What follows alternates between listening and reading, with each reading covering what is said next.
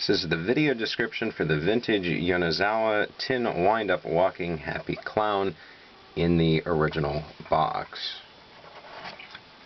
The clown itself still works and is in excellent condition.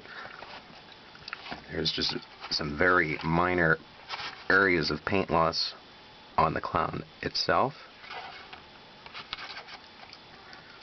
and a few stray threads on the clothing of the clown, and a small mark on the clown's head.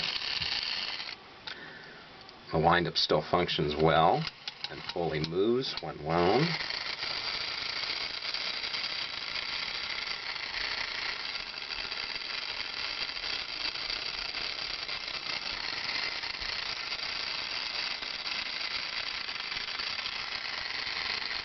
As mentioned, with the clown comes the original box, which is in good shape.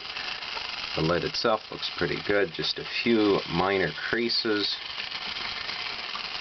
But the graphics look good, and there are no tears or rips to the box. The bottom of the box does have a few more serious bends to it, but nothing too major. The wind-up itself measures 6 inches, and everything looks good.